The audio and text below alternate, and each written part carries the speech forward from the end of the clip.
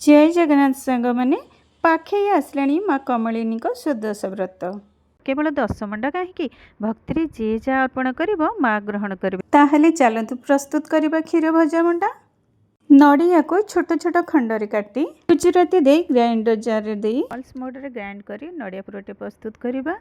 कढ़ई गरम करे टिके घी कोटिंग देदबा लगी काले पुर तापर आमर नड़िया जो ग्राइंडिंग करथिबा देकी गुड़ किछि दबा।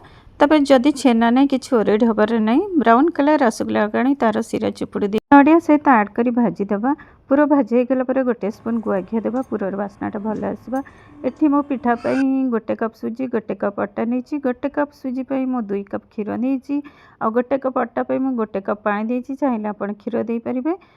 क्षीर गरम हो आसले गोटे स्पून मधुरी हाफ स्पून गोलमरिच गुंड दबा चीनी 2 चामच दबा गुआ घी गोटे स्पून ऐड करी क्षीर को फुटेबा। क्षीर फुटीगला पूर्व प्रस्तुत होता सुजी और अटार मिश्रण को गोटे हाथ आस्ते आस्ते ढालिके आ गोटे हाथ में घाटी जंतुणी गोटे डो फॉर्म को आसीगला और एमती साइड रू कढ़ई रू छाड़ीगले जानवे जंतुणी पूरा पूरी सीझी जाइए।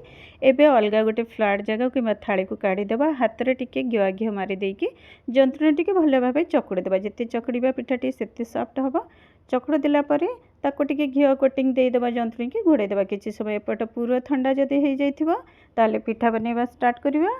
सांग मैंने आपड़ भावे ये पिठा को तो काकरा कहते आप भजा मंडा कौन कहले एक्चुअली केन्द्रापड़ा साइड रे काकरा को भजा मंडा ही कही था जेहेतु मो केन्द्रापड़ार बहु मोर भी अभ्यास हो जाइए भजा मंडा कहबार। एबे गोल गोल जी बड़ पिठा साइज करवा से बड़ गुड़ा नहीं जा एमती सैज्र ताटिया आकार सेप कर मंडा पिठा गढ़ा तो किसी नुआ कथा नुहे किंतु पिठा गोटे पट मोटा गोटे पट पतला हेले भल लगवानी आउ पुर देकी ताको भल भाव सील करिकी ऊपर पटु जो अंशटा बली जीव आम बंद करदेला से बाहर करदे जदि से दाबीदेबा ताले मोटा गोटे पट मोटा लगे तल पटटा पतला लगे भल लगवानी यहपरी करदेला ऊपर जी बलीगला ताको बाहर करदे तापर आम गोल सेप देदेबा पिठाटी को। हाँ आउ गोटे कथा भूली जाइए जदि यहाँ माँ को प्रस्तुत कर पिठाटी ताहले पूरे खंडे अदा श्रीखंड कर्पूर पूरा टिके आ गोलमरिच किसी छेचिकी जदि पूरा ऐड करेंगे ताले पूराटा आहुरी बढ़िया लगे मंदिर भोग परी बास्ना है। काकरा को विभिन्न सेप्रे गढ़ा जापे मुझे 2 प्रकार गोल आउ लंबा मत टे भल लगे खावाई से लंबा काकरा मु 2टा ही बनई। पिठा गढ़ा सरिबा पूर्व गैस रे तेल किंबा घी गरम रखी दिंतु। तेल को बेसी गरम न करी मीडियम फ्लेम रे रखिबा। गरम हो गया पर लो रू मीडियम फ्लेम रखी काकरा गुड़ा को आस्ते आस्ते छाड़वा। तेल जमी बेसी गरम हो ना काकरा गुड़ाक लाल पड़ किंतु भितर सीझी पारनी।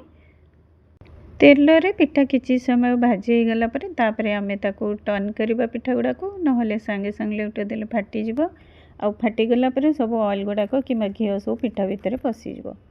पिठार कलर एमती गोल्डन ब्राउन हो गले पिठा को काढ़ीदबा तेल रू। जंतुणी को जेहेतु आम क्षीर रे जंतीचे आउ क्षीर मु किछि मिल्क पाउडर भी ऐड करथिली कहबा भूली जाइए पिठाटी बहुत टेस्टी और क्रिस्पी होता। साउंड रे आपण माने जानि पाथे पिठाटी केते क्रिस्पी होता। टेक्सचरटा भी देखंतु केते गजब देखा जाउची। मोर ये प्रिपरेशनटा जदि भल लागिथिबो निहाती मो चैनल को सब्सक्राइब करेंगे। आउ हाँ बनै खाई सारा कमेंट देवे से पर्यंत लाइक कर देवे। नमस्कार।